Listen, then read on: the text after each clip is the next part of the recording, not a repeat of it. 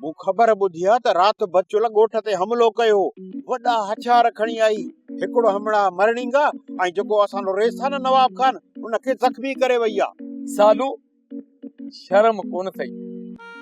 अरे एतिरो बचुल में दम आहे जो रेस ते बि हमलो करे, ॻोठ ते बि हमलो करे, ॿुधी नथो मरी इन कूड़ हणण खां। हमला कई, हेॾे कई, पोइ ही हमलो कई, अहिड़ो नंढो ठोकिया आहे। बकवास ना हेली मां, इहा हक़ीक़त अथई।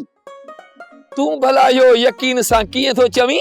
उहो उन करे त राति पहिरियां बचुल मूं वटि आई, मूंखे घिटीअ में मिली ऐं चवे पई त पहिरियों निशानो मुंहिंजो लीमो आहे, उनखे पूरो करे पोइ मां सालूअ सां शादी कंदसि। पहिरियों लीमे खे त पूरो कयां। सालू तूं सच थो चवीं? हा हा सच।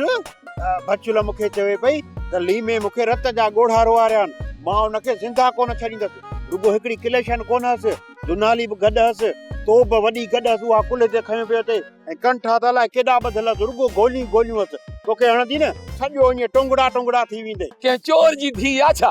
चोर जी धीउ आहे या न आहे इहा तोखे ख़बर हूंदी, बाक़ी ॻाल्हि आहे सिधी। माण्हू ते जेॾो ज़ुल्म थींदो आहे न त उहो भागी थींदो आहे, ऐं भागी थियण खां पोइ या पंहिंजो सिर खणंदो आहे या अॻिले जो सिर खणंदो आहे। ॾिसजांइ या तोखे बचुल मारींदी ऐं अहिड़ो मारींदी जो सुभाणे कांधबो ऐं टे ॾींहं टिजो मां भत गुदे गुदे खाईंदुसि। खाइड़ी बचुल, लीमो मार त सभिनी जी जान छुटे। वाकई सालू सच तो कोन थो चए?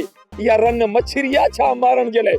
कुझु बि थी सघे थो, इहा खां भाणी मारी दी मूंखे त यकीन कोन थो अचे, पर थी सघे थो खां भाणी मछरी हुजे। सोप सीरियल तकरार तमाम एपिसोड ॾिसो हाणे HD क्वालिटी में। विजिट कयो असांजो YouTube channel Sindh TV HD drama. Subscribe कयो असांजो official YouTube channel Sindh TV HD drama ऐं वधीक अपडेट लाइ बेल आइकन खे क्लिक करियो।